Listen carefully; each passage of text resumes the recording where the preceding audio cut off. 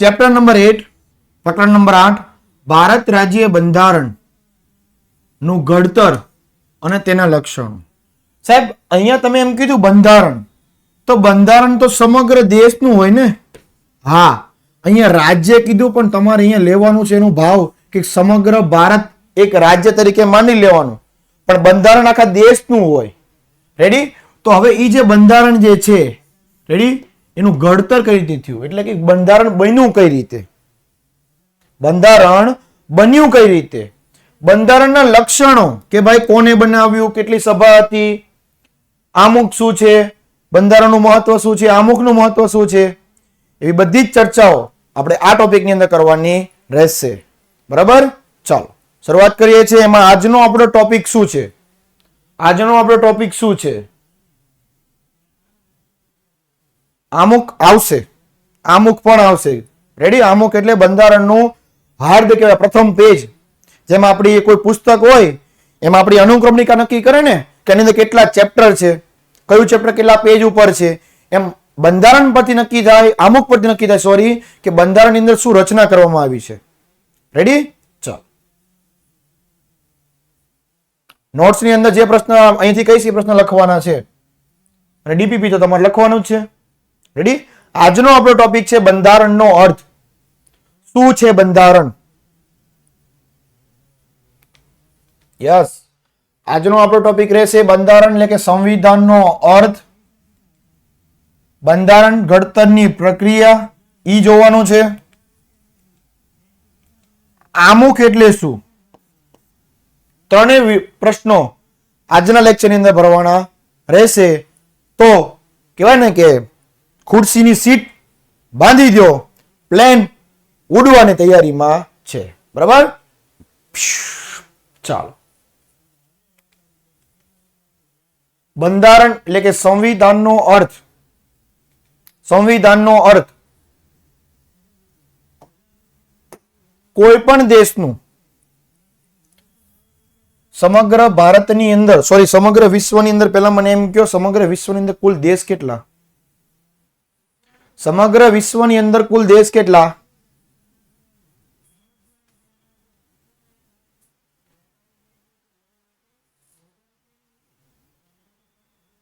Yes, 195. સમગ્ર વિશ્વની અંદર 195 દેશ છે. એ 195 દેશને ચલાવવા માટે, દરેક દેશને ચલાવવા માટે પોતાનું બંધારણ એટલે કે સંવિધાન હોવું જોઈએ. એટલે ભારત દેશ, ભારત હોય, અમેરિકા હોય, જાપાન હોય, પાકિસ્તાન હોય, બાંગ્લાદેશ કે ગમે દેશ હોય, દરેક દેશના શાસનને ચલાવવા માટે ઘડવામાં આવેલા નિયમો, દેશ ચલાવવો તો અમુક નિયમ બનાવવા પડે ને કે ભાઈ ચોરી કરે તો શું, કોઈ મર્ડર કરે તો શું, કોઈ ટ્રાફિકનો રૂલ્સ તોડે તો શું, એ માટે નિયમ બનાવવા પડે. આવા નિયમોનું વ્યવસ્થિત સંગ્રહ એને દેશનું બંધારણ કહેવામાં આવે છે. નિયમ બનાવી નાખું પણ મોઢે કહી દઉં કે આનું આમ કરવાનું, આમ કરવાનું, આમ કરવાનું, કોઈ પાળે? કોઈ નિયમનું પાલન કરે નહીં. લેખિતમાં હોય તો, અને લેખિતની સાથે સાથે હું બોર્ડ પર, ધારો કે એક સોસાયટી હોય, સોસાયટીના અમુક નિયમ હોય કે 10 તારીખે મેન્ટેનન્સ આપી દેવો, ગેટ ઉપર સિક્યુરિટી સાથે તકરાર ન કરવી, આવા જવામાં સહકાર આપવો, બધા નિયમ હોય ગેસ સોસાયટીના. તો નિયમો હોય હું સોસાયટીના ગેટ ઉપર લગાવી દઉં, તો જે તે વ્યક્તિ પાલન કરશે, એનું જે તે વ્યક્તિ એનું પાલન કરે. એવી રીતે જે દેશનું જે બંધારણ જે છે આનું, બરાબર, આ પુઠ્ઠું છે. આ પુસ્તકની અંદર બંધારણ એક પુસ્તક છે. ઈ પુસ્તકની અંદર સમગ્ર દેશની અંદર કઈ રીતે ચાલશે આખો દેશ, આખો દેશ કઈ રીતે ચાલશે એના નિયમો લખેલા છે. આખો દેશ કઈ રીતે ચાલશે એના નિયમો લખેલા છે. એને દેશનું બંધારણ કહેવામાં આવે છે. પડી સમજ? પડી સમજ? ચાલો, દેશના બંધારણના ઘડવૈયા ડોક્ટર બાબા સાહેબ આંબેડકર. બરાબર? એનું સરસ મજાનું ચિત્ર છે. ચલો, બંધારણ કોને લખ્યું? તો ડોક્ટર ભીમરાવ આંબેડકર, ડોક્ટર બાબા સાહેબ આંબેડકર એને લખેલું હતું. ચાલો,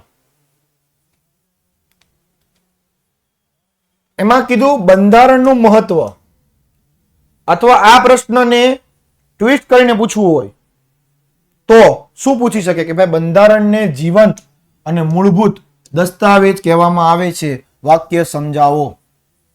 હમણાં છેલ્લે આવશે. બંધારણ એ દેશનો પાયાનો અને મહત્વનો દસ્તાવેજ છે. જેમ ઇમારત હોય, બરાબર, ઇમારતની નીચે પાયો શું, ખાડામાં શું હોય તો કે પાયા હોય, એમ સમગ્ર દેશ ચલાવવા માટે પાયો શેના ઉપર તો કે બંધારણ ઉપર. બંધારણ ન હોય તો કાંઈ ન થાય સાહેબ.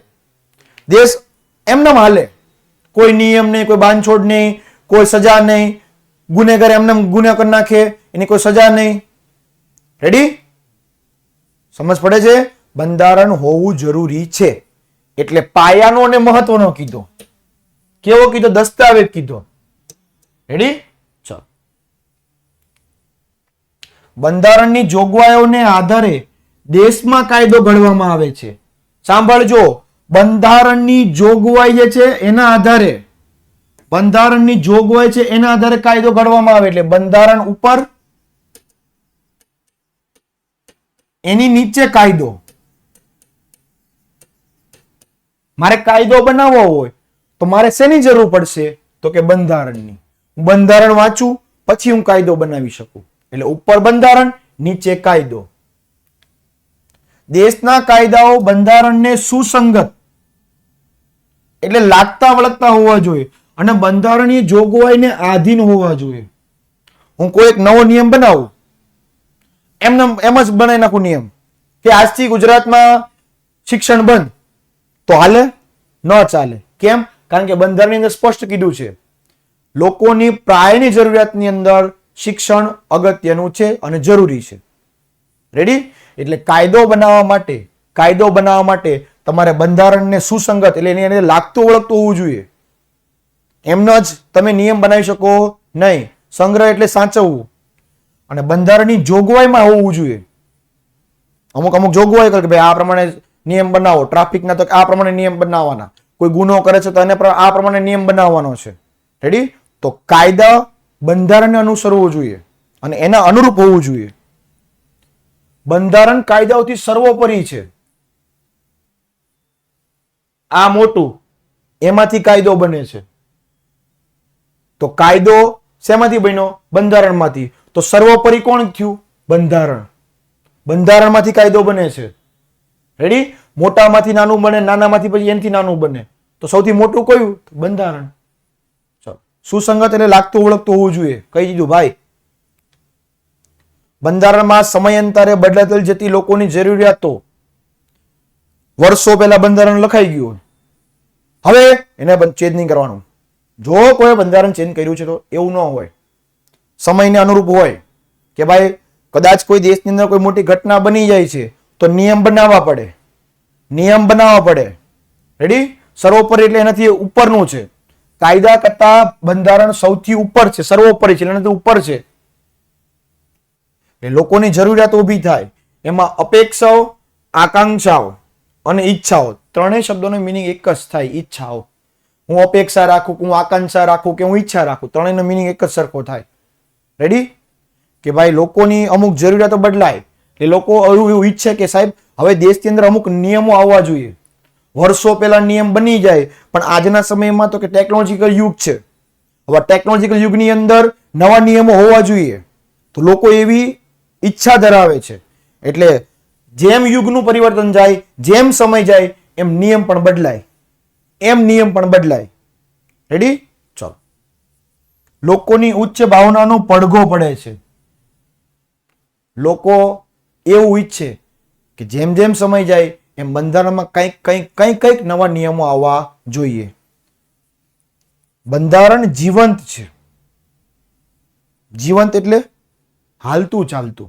કઈ રીતે સાહેબ? બંધારણને પગ હોય નહીં. 2024માં લોકોની જરૂરિયાત શું છે તો એ પ્રમાણે નિયમ બને. પછી 2024ની જગ્યાએ 34 આવી જાય તો 34માં પાછા નવા નિયમ બને.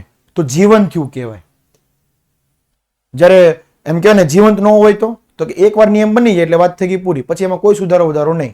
જ્યારે અહીંયા બંધારણ તો કે જીવંત છે અને મૂળભૂત દસ્તાવેજ છે. આની વગર સાહેબ નિયમ ન બને. બંધારણ વગર નિયમ બને નહીં. ઇવન રાષ્ટ્રપતિ હોય, સર્વોચ્ચ અદાલતના મુખ્ય ન્યાયાધીશ હોય કે જિલ્લાના અદાલતના ન્યાયાધીશ હોય, એને કોઈ પણ કેસ હોય, એનો ચુકાદો આપવો હોય તો એને બંધારણને આધીન જ આપવો પડે. રેડી? જજને કઈ ન સમજાય, રાષ્ટ્રપતિને શું કરવું હોય અમુક ઘટનાની અંદર, તો ઈ પણ બંધારણ વાંચી શકે છે. રેડી? ચાલો, હવે છે બંધારણ ઘડતરની પ્રક્રિયા. કે ભાઈ બંધારણ બન્યું કઈ રીતે, કેટલા સભ્ય હતા, કોની કોની મીટિંગ થઈ, શરૂઆતમાં શું હતું, ત્યારબાદ શું સુધારા થયા, બંધારણ બનવાની જરૂર કેમ પડી, દેશ આઝાદ થયો પહેલા બન્યું કે નહીં, એવા બધા ઘણા બધા પ્રશ્નો ઉભા થાય છે. બરાબર? ચાલો, સંસદમાં હોય ભાઈ. હમણાં જ પ્રધાનમંત્રી નરેન્દ્ર મોદીએ જ્યારે શપથ લીધા એના એક દિવસ અગાઉ લોકસભાની અંદર, જૂનું લોકસભા છે ને આપણું, એની અંદર એની આખી ભાજપની આખી જે કહેવાય ને પેનલ હતી એનડીએ, અને એના તમામ જે વ્યક્તિઓ જ્યારે ઉપસ્થિત થયા હતા કે ભાઈ હવે સર્વાનુમતિ મતે કે ભાઈ આપણે વડાપ્રધાન કોને બનાવવો, એના માટે બધા વ્યક્તિઓ એકત્રિત થયા. ત્યારે એને જ્યારે નરેન્દ્ર મોદી સાહેબ જ્યારે સંસદની અંદર આવ્યા ત્યારે આવીને સૌથી પહેલા બંધારણને નમન કર્યું હતું. આટલું મોટું એક પુસ્તક છે, જોજો તમે વિડીયોની અંદર. બરાબર? ચાલો, બંધારણ ઘડતરની પ્રક્રિયા. કઈ રીતે બંધારણ બન્યું, વે ઓફ પ્રોસેસ કઈ રીતની સાહેબ? તો કે આઝાદી પહેલા બ્રિટિશ સરકાર દ્વારા 25 માર્ચ 1946 ના રોજ 3 સભ્યો એટલે 3 વ્યક્તિ ની કેબિનેટ મિશન માં ભારતને આઝાદી ઉકેલવાનું શોધવાનું કાર્ય સોંપવામાં આવ્યું. કે ભાઈ 3 વ્યક્તિની નિમણૂક કરવામાં આવી. એ લોકોને એમ કીધું ભાઈ દેશ આઝાદ થવાનો જ છે, તો તમે 3 વ્યક્તિ ભેગા મળીને બંધારણની રચના કરવાનું શરૂ કરી દો. તેમણે બંધારણ ઘડતર અંગેનું માળખું ઘડવા માટે બંધારણ સભાની રચના કરી. બંધારણમાં શું લખવું પડશે, બંધારણમાં કયા કયા મુદ્દા લખવાના છે, કયા નથી લખવાના, મુખ્ય મુદ્દા શું છે, એવું બધું નક્કી કરવા માટે 3 વ્યક્તિની નિમણૂક કરી દેવામાં આવી. રેડી? ચાલો, બંધારણ સભામાં કુલ કેટલા સભ્ય હતા? 1 માર્કની અંદર પૂછાય છે. બરાબર? 1 માર્કના ઓબ્જેક્ટિવની અંદર બધું આવી જાય, ખાલી જગ્યા, ખરા ખોટા, જોડકા બધું આવી જાય. 1 માર્કના સવાલની અંદર પૂછાય છે કે બંધારણ ઘડતરની અંદર કુલ સભ્ય કેટલા હતા? 389 સભ્યો. સાહેબ હવે ઈ સભ્યો ની અંદર કઈ વિશેષતા હતી? તો કે હા, જુદી જુદી કોમના હતા. એટલે જુદી જુદી એમ કહેવાય ને કે નાત જાતના હતા, ધર્મના હતા. હિન્દુ, મુસ્લિમ, શીખ, ઈસાઈ દરેક ધર્મના લોકો હતા. જાતિ, બરાબર, કે ભાઈ માણસ હતા, પશુઓ હતા, કોણ હતા? તો કે માણસો જ હતા. લિંગ, સ્ત્રી હતી કે પુરુષ હતી? તો કે બંને હતા. ભૌગોલિક પ્રદેશની વ્યક્તિઓ, અમુક જે કહેવાય ને કે આપણા પ્રાંતો હોય એના અમુક વ્યક્તિઓ. રાજકીય પક્ષના પ્રતિનિધિત્વ, ધારો કે ભાજપ પક્ષ હોય તો ભાજપ પક્ષનો મુખ્ય વ્યક્તિ કોણ? રેડી? એવા કોઈ દેશના રાજકીય દેશના પ્રતિનિધિત્વ હતા. પછી વિવિધ ક્ષેત્રના તજજ્ઞનો શબ્દનો મિનિંગ છે એમ થાય જ્ઞાની વ્યક્તિઓ, વિદ્વાનો કહેવાય. બરાબર? જ્ઞાની વ્યક્તિઓ, વિદ્વાનો, આ બધા વ્યક્તિનો સમાવેશ કરવામાં આવ્યો હતો. એટલે જે 389 સભ્ય હતા, આ 389 સભ્ય હતા એની અંદર જુદી જુદી કોમના, જુદા જુદા ધર્મના, હિન્દુ, મુસ્લિમ, શીખ, ઈસાઈ બધા હતા. જુદી જુદી જાતિના હતા. બરાબર? લિંગના હતા, એટલે કે સ્ત્રી પુરુષ બધા હતા. અમુક વિસ્તારના વ્યક્તિઓ હતા, રાજકીય વ્યક્તિઓ પણ હતા, અને જ્ઞાની વ્યક્તિઓ, તજજ્ઞ વ્યક્તિઓ પણ હતા. એટલે બધા જ વ્યક્તિઓ દ્વારા આટલું એક કહેવાય બંધારણની રચના કરવામાં આવી છે.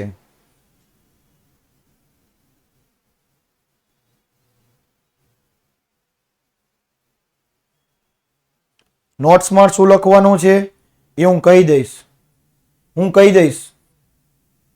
બંધારણનો જે અર્થ છે, વ્યાખ્યા, એ નોટ્સમાં લખવાની છે. હવે શું લખવાનું છે એ હું કહીશ.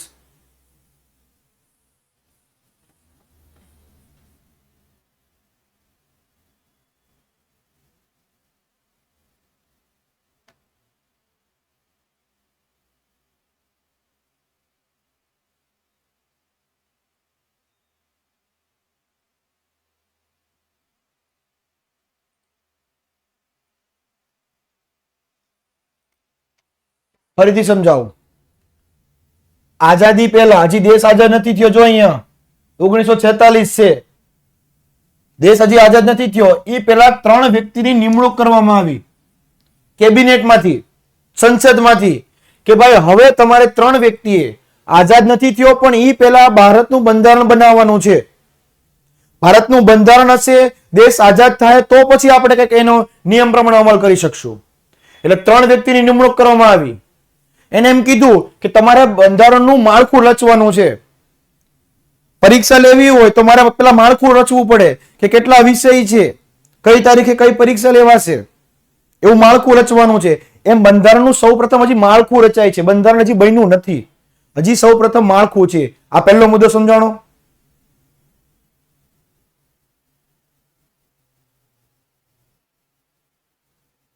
ચાલો બીજો મુદ્દો. આ જે બંધારણ સભા હતી કે ભાઈ બંધારણ બનાવવા માટે કુલ કેટલા વ્યક્તિની નિમણૂક થઈ હતી? બંધારણની નિમણૂક કરવા માટે, બંધારણ બનાવવા માટે કુલ કેટલા સભ્ય હતા? તો કે 389. ઈ 389 કોણ કોણ હતા? તો કે અલગ અલગ કોમના હતા, અલગ અલગ ધર્મના લોકો હતા. બધા એવું નહીં કે એક જ પ્રાંતના હતા, અલગ અલગ વ્યક્તિઓ હતા. બધા આખા ભારતમાંથી અલગ અલગ વ્યક્તિઓ હતા. એમાં આ બધી કીધું, અલગ કોમ, અલગ ધર્મ, અલગ જાતિ, અલગ જ્ઞાતિ, લિંગ, સ્ત્રી પુરુષ પણ હોઈ શકે, અમુક ભૌગોલિક વિસ્તારના વ્યક્તિઓ પણ હોઈ શકે, રાજકીય નેતાઓ પણ હતા, અમુક તજજ્ઞ વ્યક્તિઓ એટલે જ્ઞાની વ્યક્તિઓ પણ હતા કે જે બંધારણને જાણે, ઇતિહાસને જાણે, બરાબર, એવા વ્યક્તિઓ હતા. એટલું કહે છે આમાં કઈ નવું નથી. તદનુસાર મહત્વના સભ્યોની અંદર જવાહરલાલ નહેરુ, કોણ કોણ તેમ કહે છે ને 389 માં, જો હવે નામ સાંભળો. જવાહરલાલ નહેરુ, સરદાર વલ્લભભાઈ પટેલ, મૌલાના અબ્દુલ કલામ નહીં, મૌલાના અબુલ કલામ આઝાદ, શ્યામ પ્રસાદ Mukherjee, HP Modi, HV Kamat, Frank Anthony, Kanaiyalal Munshi, Krishnaswami Iyengar, Baldevsinh તથા મહિલા પ્રતિનિધિત્વ એટલે કે સમગ્ર મહિલા વ્યક્તિ પ્રતિનિધિત્વ મિનિંગ શું થાય? ધારો કે 100 વ્યક્તિ હોય તો 100 ને બંધારણમાં રચવા માટે ન બોલાવે, બરાબર? તો 100 માંથી કોઈ 2 વ્યક્તિને બોલાવે. સમજાય છે? 100 માંથી કોઈ 2 વ્યક્તિને બોલાવે. ક્લાસની અંદર મોનિટર કેટલા હોય? કોઈ એક હોય. કે આખો ક્લાસ હોય? કોઈ એક હોય. એમ સમગ્ર મહિલાઓ વતી ખાલી 2 જ વ્યક્તિ આવ્યા હતા. મહિલા પ્રતિનિધિત્વનું મિનિંગ શું થાય? સમગ્ર મહિલાઓમાંથી, આખા દેશની મહિલાઓમાંથી મુખ્ય 2 જ મહિલાઓ, તો કે સરોજિની નાયડુ અને વિજયાલક્ષ્મી પંડિત વગેરે વ્યક્તિનો સમાવેશ થતો હતો. આ બધાના જ આપણે ચિત્ર જોઈએ તો સમજાશે. ભાઈ ભૌગોલિક એટલે અમુક પ્રાંતના, અમુક વિસ્તારના. ચલો, જવાહરલાલ નહેરુ, સરદાર વલ્લભભાઈ પટેલ, મૌલાના અબુલ કલામ આઝાદ, અબ્દુલ કલામ નથી, મૌલાના અબુલ કલામ આઝાદ, શ્યામ પ્રસાદ મુખર્જી, HP મોદી, HV કામત, બધા જ વ્યક્તિ, બલદેવસિંહ, બરાબર. હવે ખાલી 2 મહિલા પ્રતિનિધિત્વ બાકી રહ્યા, એ આ સરોજિની નાયડુ અને વિજયલક્ષ્મી પંડિત. આટલા વ્યક્તિએ ભેગા મળી અને બંધારણ સભાની અંદર હતા. એ સિવાય અન્ય વ્યક્તિઓ પણ હતા. આટલાના ખાલી નામ સ્પષ્ટ આપવામાં છે કે આટલા વ્યક્તિ તો હતા જ.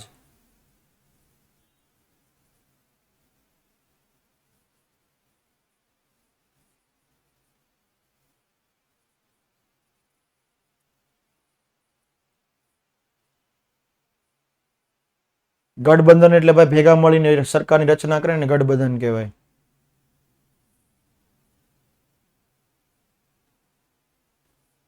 ભણવામાં ધ્યાન આપો ને, બરાબર. એકદમ કહેવાય ને કે કારણ વગરના પ્રશ્ન પૂછો છો જેની જરૂરત જ નથી. જોગવાઈ કરવામાં આવી છે એટલે કે નિયમ બનાવવામાં આવ્યા છે. ચેપ્ટર નંબર 1 માં જે લેક્ચરમાં કીધું હતું, પ્લાસીનું યુદ્ધ, બક્સરનું યુદ્ધ, બરાબર, કંપની શાસનની સામાજિક આર્થિક અસરો, આ 4 પ્રશ્ન લખવાના છે નોટ્સની અંદર. હવે અહીંયા ભણવામાં ધ્યાન આપો.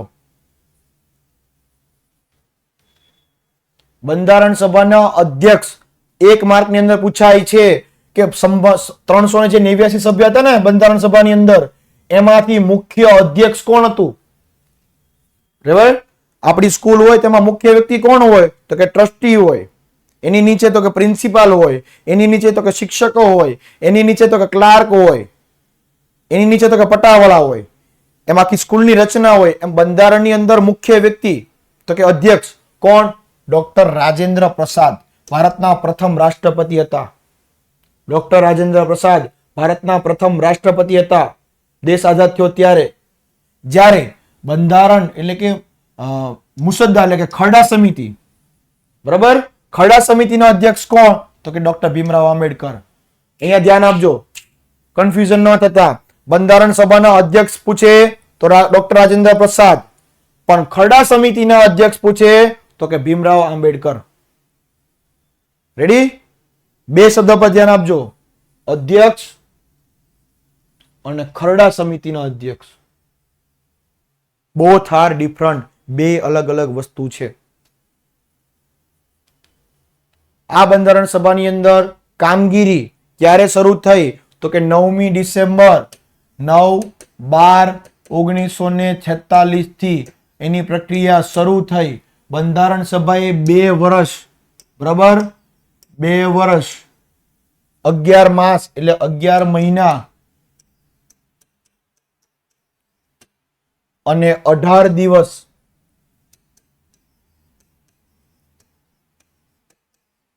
આટલા દિવસ મળીને કુલ 166 બેઠકો મીટિંગો કરી. કેટલા દિવસ મળીને? 2 વર્ષ 11 મહિના અને 18 દિવસ એટલે 3.5 વર્ષમાં કુલ 166 મીટિંગો કરી કે ભાઈ હવે આપણે બંધારણ કઈ રીતે બનાવવાનું છે. ખરડા સમિતિ એટલે ખરડો નથી ખબર ભાઈ? ખરડો નથી ખબર કે ભાઈ નિયમ પસાર કરો તો ખરડો પાસ કરવો પડે. વિધાનસભામાંથી લોકસભા, લોકસભામાંથી રાજ્યસભા, રાજ્યસભામાંથી બધા સંસદ સભ્યો હા પાડે એટલે રાષ્ટ્રપતિ સહી કરી દે એટલે ખરડો બની જાય, નિયમ બની જાય. એમ ખરડા સમિતિના અધ્યક્ષ હતા. એટલે 9/12/1946 થી આ પ્રક્રિયા શરૂ થઈ. 2 વર્ષ 11 મહિના અને 18 દિવસમાં કુલ 166 બેઠકો મળી એટલે 166 મીટિંગો થઈ અને એની કામગીરી શું થઈ? પૂર્ણ. એટલે બંધારણ બની ગયું. બંધારણ બની ગયું, પણ હજી અમલમાં આવ્યું નથી. હજી એક ખાલી પુસ્તકની રચના થઈ ગઈ. ધારો કે આ એક પુસ્તક છે. રેડી? આપણે એને બંધારણનું પુસ્તક માની લઈએ. તો આ પુસ્તકને બનાવવા માટે મેં 9 ડિસેમ્બરે લખવાનું શરૂ કર્યું અહીંયાથી, બરાબર. 2 વર્ષ 11 મહિના અને 18 દિવસ પછી મેં આખું પુસ્તક સરસ મજાનું બનાવી નાખ્યું, બરાબર. આટલું કામ પૂર્ણ થયું, પણ હજી હું એને લોન્ચ નથી કરતો કે નથી અમલમાં લેતો, હજી ખાલી બનાવ્યું છે એમ કહે છે. કાંઈ વાંધો નહીં સાહેબ. આ પ્રક્રિયામાં તેઓ દુનિયાના જુદા જુદા દેશના બંધારણના મહત્વના લક્ષણનો અભ્યાસ કર્યો. એવું નહીં કે અમે બનાવી નાખીએ એટલે સાચું. બધા દેશના બંધારણને લાવ્યા, અમેરિકાનું લાવ્યા, જાપાનનું લાવ્યા, બધા દેશના બંધારણને લાવીને જોયું કે એ લોકોએ કઈ રીતે બનાવ્યું છે, એ લોકોએ એમાં શું સુધારો કર્યો છે, એ લોકોએ નિયમની રચના કઈ રીતે કરી છે. પહેલા બીજાનું જોયું, પછી આપણે દેશનું બંધારણને શું કીધું?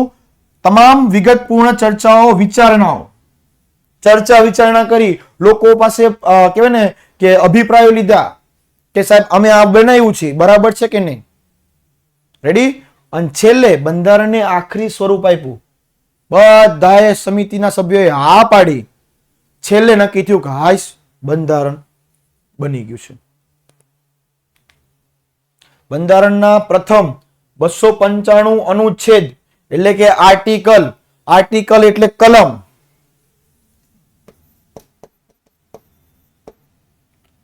એની અંદર 8 પરિશિષ્ટ હતા. પરિશિષ્ટ એટલે કહેવાય ને એક પ્રકારનું કાગળ હોય, એની ઉપર લખેલું હોય પરિશિષ્ટ 1 તો એમાં આટલા નિયમ, પરિશિષ્ટ 2 બીજું કાગળ તેમાં આટલા નિયમ, પરિશિષ્ટ 3 એની અંદર આટલા નિયમ.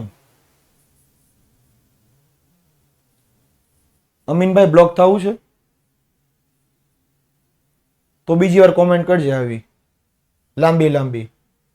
ત્યારબાદ તો કે 295 કલમની અંદર 8 પરિશિષ્ટ હતા અને ત્યારબાદ નવો સુધારો થયો.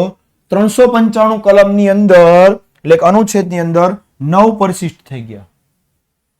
એટલે નવો 8મો પરિશિષ્ટ, 8 પરિશિષ્ટો હતા પણ 9મો પરિશિષ્ટ એડ થયો અને 395 ની કલમ હતી અને બંધારણનું સ્વરૂપ નિશ્ચિત થયું. નિશ્ચિત થયું એટલે નક્કી થઈ ગયું કે હાઈસ હવે આ પ્રમાણે બંધારણ ચાલશે.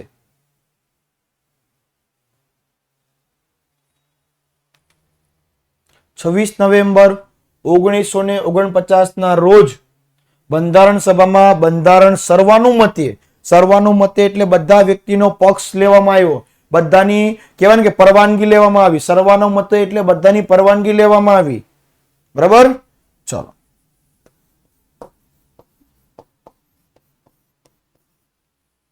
એના અનુસાર બંધારણ પસાર થયું અને કાયદાનું જે સ્વરૂપ હતું એને અપાયું. અને ત્યારબાદ 26 જાન્યુઆરી અહીંયા શું કીધું? 26/11/1949 ના રોજ બધા વ્યક્તિએ હા પાડી, પણ બંધારણ જે છે એ અમલમાં ક્યારે આવ્યું? હવે એમ પૂછે કે સર્વાનુમતિ પ્રમાણે બંધારણ ક્યારે પસાર થયું, તો 26 નવેમ્બર 1949 લખવાનું. પણ એમ પૂછે કે બંધારણ ક્યારે અમલમાં આવ્યું? સર્વાનુમતિ એટલે લોકોએ હા પાડી દીધી કે હા બંધારણ ઓકે છે, આગળ વધો, હમ તુમ્હારે સાથ હૈ. ક્યારે કીધું? 26 નવેમ્બર છે જી. બરાબર, જ્યારે 26 જાન્યુઆરી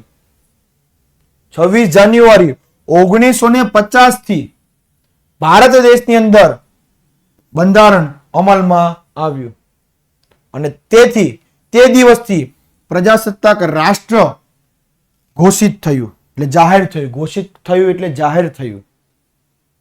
ક્યારે જાહેર થયું? 26 જાન્યુઆરી 1950. ક્યારે બધાએ હા પાડી? 26/11. અને તે દિવસથી આપણે 26 જાન્યુઆરીને પ્રજાસત્તાક દિન તરીકે શાનદાર એટલે એકદમ ભવ્ય રીતે ઉજવીએ છીએ. કોઈ એમ પૂછે કે ભાઈ 26 જાન્યુઆરી પ્રજાસત્તાક દિન ની શરૂઆત ક્યારે થઈ હતી? તો કે 26 જાન્યુઆરી 1950. કેમ થઈ હતી? તો કે તે દિવસે બંધારણ અમલમાં આવી ગયું, બંધારણ બની ગયું, બંધારણ ચાલુ થઈ ગયું, અમલમાં આવી ગયું, નિયમો લાગુ પડી ગયા અને ત્યારથી આપણો દેશ છે ને પ્રજાસત્તાક બની ગયો. બરાબર, સમજાય છે? પ્રજાસત્તાક દિનને બીજા કયા દિન તરીકે ઓળખવામાં આવે છે? પ્રજાસત્તાક દિનને બીજા કયા દિન તરીકે ઓળખવામાં આવે છે?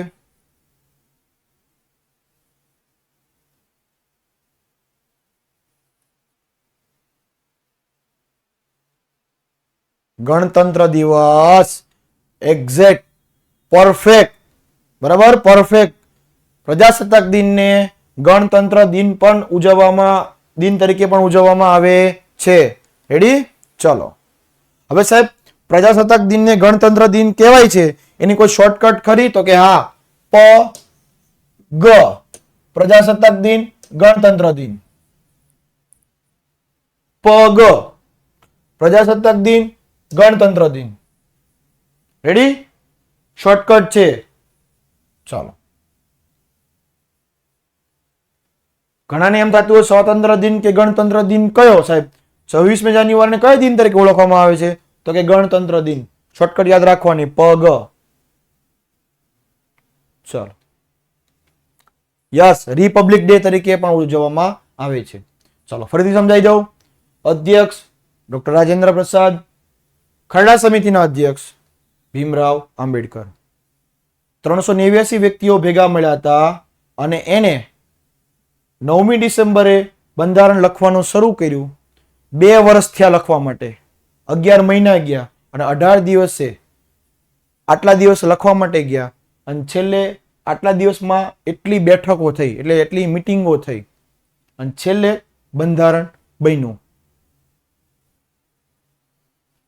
આ પ્રક્રિયાની અંદર અનેક પ્રકારની અભ્યાસ કરવામાં આવ્યો. બીજા દેશનું બંધારણ જોવામાં આવ્યું. આપણા દેશના બંધારણ ઉપર અનેક ચર્ચાઓ થઈ. લોકો પાસે અભિપ્રાયો લીધા કે આ બરાબર બન્યું છે કે નહીં. અને છેલ્લે આખરી સ્વરૂપ મળ્યું. બધાએ હા પાડી કે બરોબર છે, ઓકે છે, બેસ્ટ છે, આગળ વધો. રેડી? ચાલો.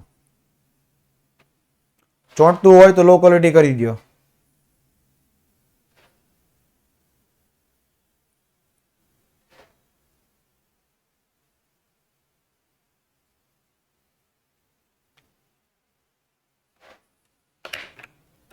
ઓકે થયું કે હજી ચોંટે છે?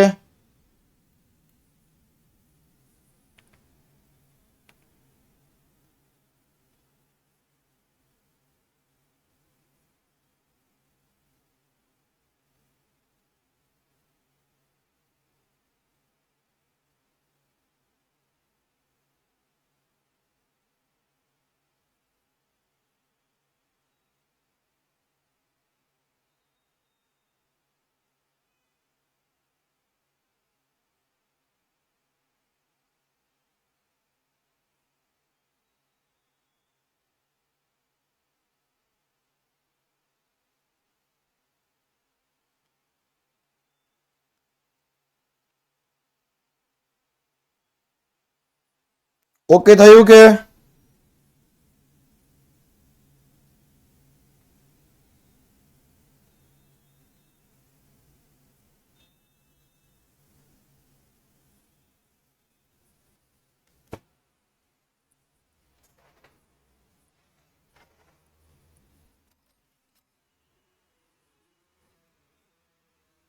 કલ્પેશભાઈ, કલ્પેશભાઈ,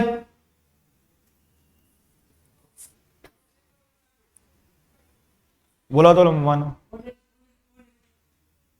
ચોંટે છે.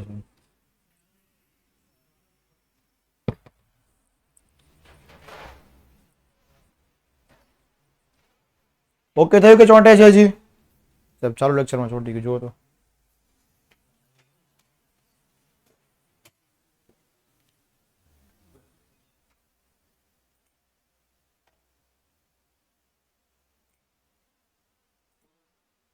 ઓકે છે કે બેટા ચોંટ્યું છે ફરીથી?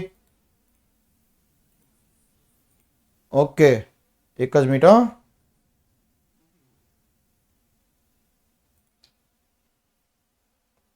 થઈ ગયું ડન? ઓકે થઈ ગયું? ચાલો આગળ જઈએ. ચાલો ફરીથી કહી દઉં, ડોક્ટર રાજેન્દ્ર પ્રસાદ બંધારણના અધ્યક્ષ, ખરડા સમિતિના અધ્યક્ષ ડોક્ટર ભીમરાવ આંબેડકર. 2 વર્ષ 11 મહિના અને 18 દિવસે બંધારણ રચાણું. અલગ અલગ દેશના વ્યક્તિઓ પાસેથી પણ અભિપ્રાય લીધા અને આપણા બંધારણના વ્યક્તિઓ પાસેથી પણ ચર્ચા વિચારણા કરી. રેડી? આટલું કીધું.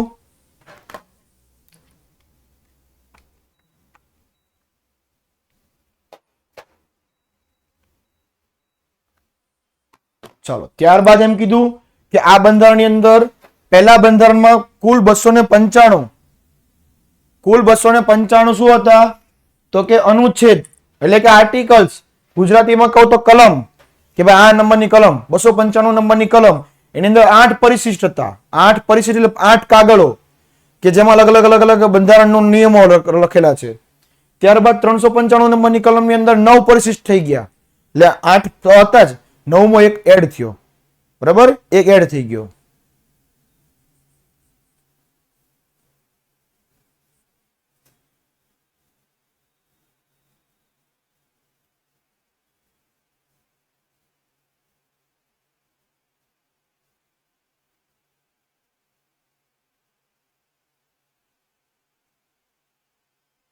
ભાઈ લો ક્વોલિટી કરી દીધી, ચોપન ચોંટે છે, લો માં પણ ચોંટે છે.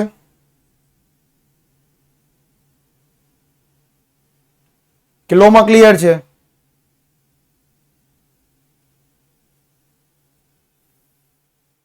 ક્લિયર છે. ચલો, અને 26 નવેમ્બર 1949 ના રોજ બધા વ્યક્તિએ હા પાડી દીધી. સર્વાનુમતિ એટલે બધા લોકોએ હા પાડી દીધી. કેટલા સભ્ય હતા? તો કે 389. અને 26 જાન્યુઆરી 1950 થી બંધારણ અમલમાં આવ્યું. ભારતના બંધારણમાં રાષ્ટ્ર ચિહ્ન તરીકે 4 સિંહોની મુખાકૃતિ એટલે રાષ્ટ્ર ચિહ્નમાં 4 સિંહ છે. પણ સાહેબ અમે તો જોઈએ છે તેમાં 3 બતાવે છે. બતાવું 4 કઈ રીતે. અને રાષ્ટ્ર સૂત્ર તરીકે સત્યમેવ જયતે ઘોષિત કરવામાં આવ્યું કે સત્યનો વિજય થશે. સત્યમેવ જયતે એટલે સત્યનો જ વિજય થશે. ચાલો, આપણે હર હંમેશા 3 સિંહની જ આકૃતિ જોઈ છે, પણ ચોથો સિંહ પાછળ છે. 3D ચિત્ર અહીંયા મૂકી જોજો. અહીંયા 1, આ 2 અહીંયા 3 અને આ 4. ચાલો,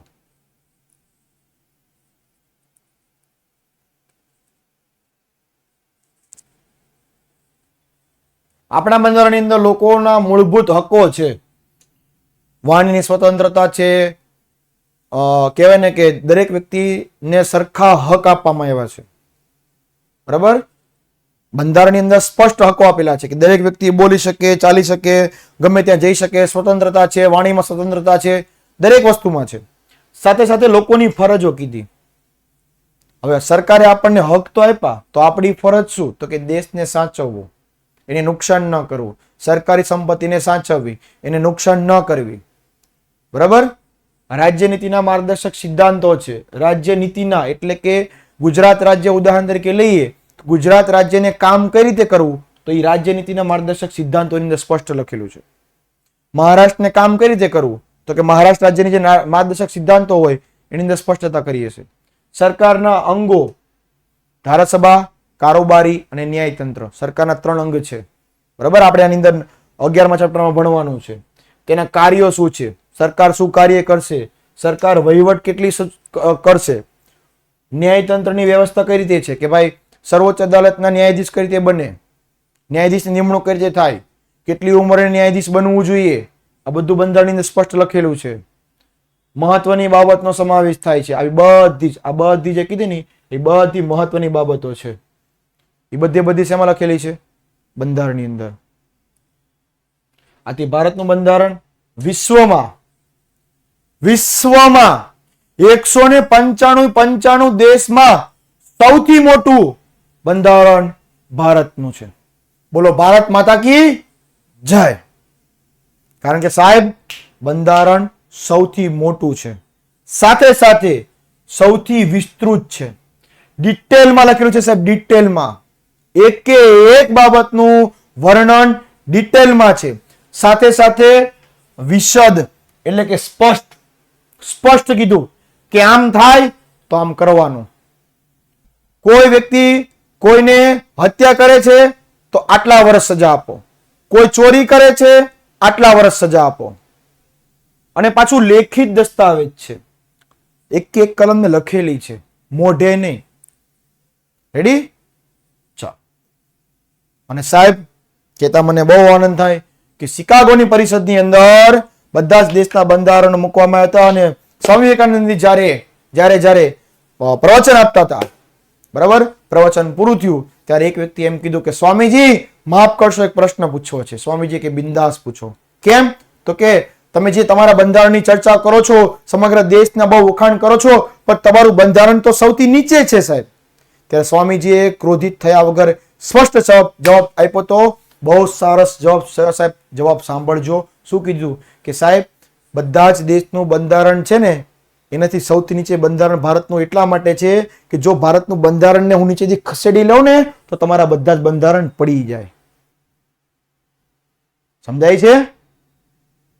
બરાબર, સમજાય છે?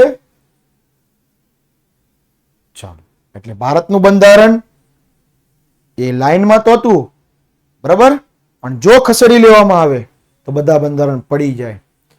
પણ સાહેબ મને બહુ આનંદ થાય કે ભારતનું બંધારણ વિશ્વમાં 195 દેશમાં સૌથી મોટું બંધારણ તો કે ભારતનું. રેડી? એટલા માટે ભારત માતાના સંતાન તરીકે આપણને ગૌરવ છે. બરાબર? પાછું વિસ્તૃત છે, ડિટેલમાં લખેલું સાહેબ. એક કલમ અને એક કલમની પાછી પેટા કલમ પણ હોય ક્યારેક. 51 નંબરની કલમ તો 51 ક, ખ, ગ, ઘ, પછી 51 ક ની પાછી પેટા કલમ પડે. 51 ક 1 2 3 4 રીતે વિસ્તૃતમાં છે સાહેબ. બરાબર? Thank you very much Bhagyarajsinh, thank you very much બેટા. East for west part service best, thank you very much. આવો જ પ્રેમ આપતા રહેજો. અને આપણે પોલ લઈ લઈએ કે જેની અંદર તમે સરસ મજાના પ્રશ્નોના જવાબ તમે આપી દો. જો તમને બંધારણ સરસ મજાનું લાગ્યું હોય, સમજાણું હોય, બરાબર, ચલો.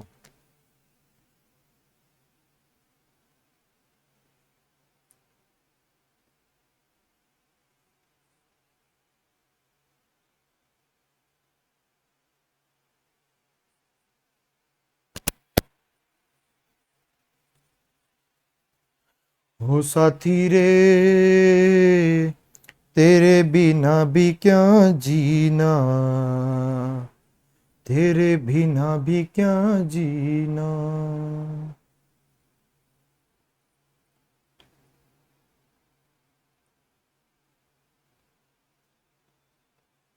થેન્ક યુ જાનવીબેન, થેન્ક યુ.